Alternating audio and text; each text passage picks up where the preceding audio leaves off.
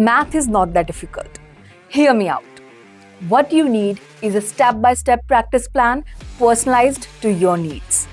Concept clarity, formula slipping away, fear of numbers or calculations, exam stress, time pressure, conquer everything. Just follow these easy steps. Step 1.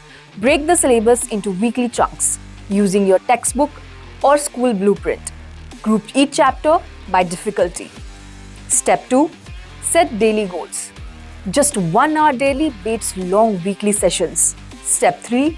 Mix question types.